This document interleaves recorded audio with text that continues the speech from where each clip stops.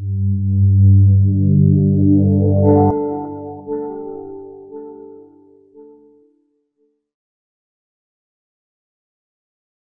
everyone. Thank you for joining us for the EBI Women in STEM seminar series. Our guest speaker today is Sonya Vial, the General Manager, Process Development at Shell.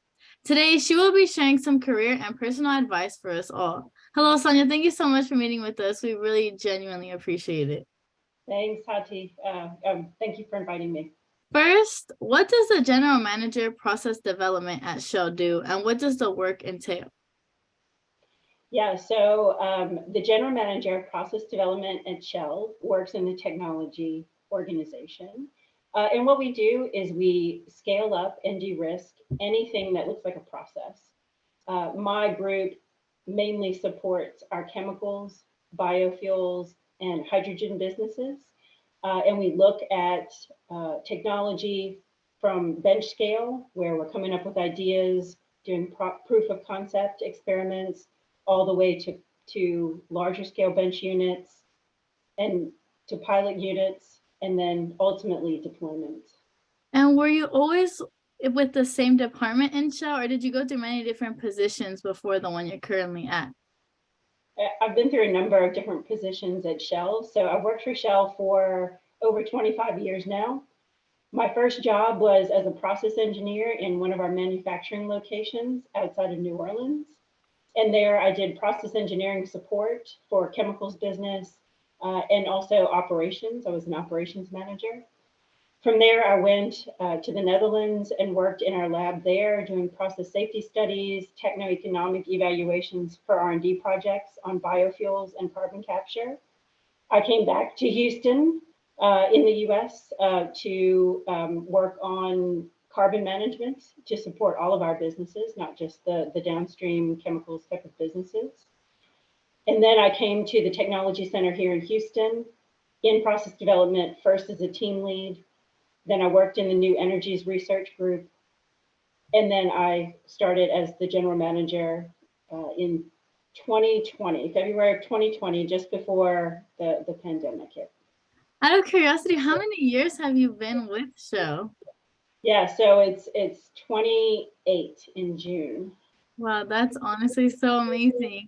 As an undergrad, I'm really interested to start from the beginning of your journey.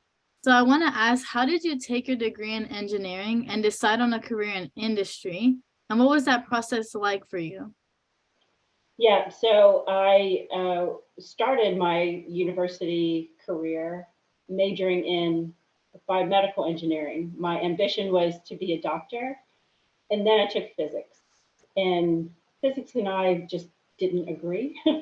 And so once I determined that wasn't really for me, I went and talked to my career counselor as a freshman.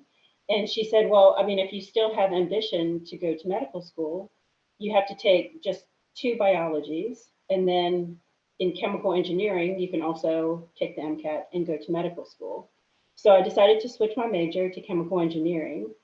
But over the course of my studies, I found that I really liked it.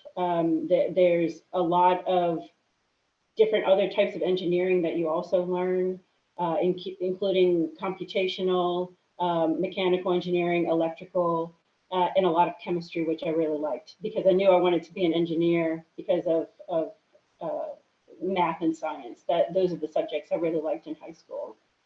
And then I did a couple of internships when I was in university, and I really liked the work and decided to go to work for an energy company once I graduated in chemical engineering. After your internships, let's say before your internships, what were some of the career aspirations you had when choosing your major? And were there any other jobs that you were planning to apply for? Yeah, I mean, like I said, I was considering going to medical school. I really just liked math and science. And so that I knew that was always going to be part of what I wanted to do. I also, my senior year, worked in the lab with one of the professors. And I really enjoyed the work, but I knew that being in the lab wasn't for me. I really enjoyed being in a plant in a manufacturing facility and understanding how things worked and solving problems, utilizing my engineering degree to solve those types of problems with unit operations in manufacturing. And so it was through those internships and through my research that I really found out what I like to do and what I don't like to do.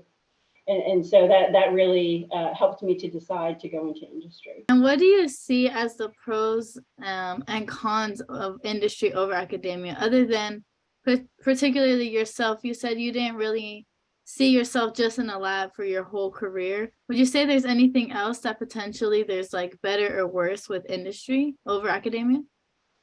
I mean, one of the reasons why I was interested in academia is not just the research and being in the lab, but teaching. I think that I could have been an instructor, been a professor, been a teacher. One of the cons of industry is it's difficult sometimes to get things done. I mean, I'm part of a very large organization. It's sometimes it could be difficult to get your ideas and really see them develop and grow and work on those new ideas that you have. Whereas I think in academia, you really have a lot more freedom to think about, what things you want to work on and get grants and get funding for those ideas and really take that forward. But in industry, I mean, you can do that, and I think in industry, what I really like is the impact and seeing the impact that you make. And so in manufacturing, the impact was very immediate, right? So a column's not working, go troubleshoot the column and make the column work. Whereas now I'm in the technology organization, so the impact is not as immediate, but my group is working on sustainable chemicals, decarbonization. And so that impact may not be immediate, but it will be impactful in the future. So now we're going to go more into personal questions. So being a minority in STEM and in industry can be difficult, but despite that, there are extremely talented people, including yourself, who are looking to make an impact on the world. What was your experience like, and what keeps you in this line of work? Any motivations or any setbacks you have faced throughout the way?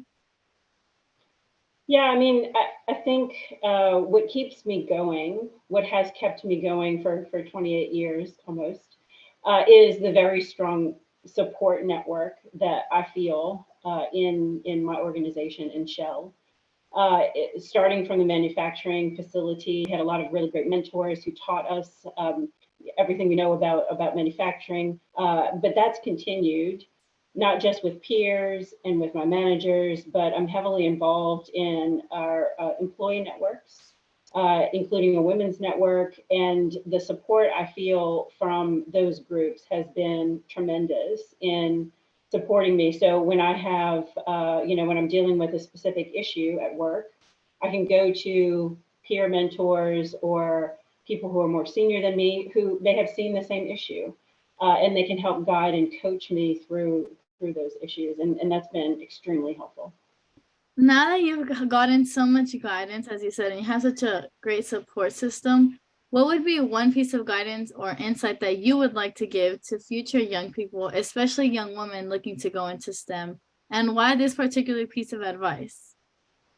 Yeah, I mean, STEM is the coolest, right? So you're in science yourself. It is, it's very fulfilling work. I really feel like I've made an impact in my career in different ways, but I really feel like I've made an impact. And I really, really enjoy what I do. And I think the basis in the STEM disciplines have really heightened my enjoyment of that and being able to solve problems. I think that's what I do as an engineer, right? I solve problems. I really would give advice about try different things. So if you think, well, I might be interested in doing X, try it. There's almost no decisions that you can make that you can't come back from. As one example, when I first started, I was very interested in environmental engineering, and I thought that might be something that I would go into. And my manager was very supportive, and she said, "Well, try it, work with the environmental engineer." And I realized that wasn't the type of work that was for me. But it's important to try different things. You talk to a lot of different people. People have interesting jobs, and you can try to work in that space, and you may love it, and you may decide that it's not for you, and that's okay. So that would be my advice is to try and don't worry about whether you have to change directions. I mean, I started in manufacturing, now I'm in the technology organization, so it's a little bit different. um, but don't be afraid to try. Perfect. Well, thank you for such a great conversation. It's truly admirable to see a woman so accomplished in your career and have such great passion for the environment. I, alongside EVI, would like to thank you for your time and wisdom. We look forward to seeing what comes next from you, and we wish you the best of luck in all your endeavors. Thanks, Hati. Thank you all for watching. Please make sure to like and subscribe, as well as click the bell to be notified for our next interview. Our socials are linked here as well as on our website. If you're interested in climate change, renewable energy, biosciences, and all that comes with that, and also looking to see what career path you would like to take if you're interested in that, we highly recommend checking our socials and website out.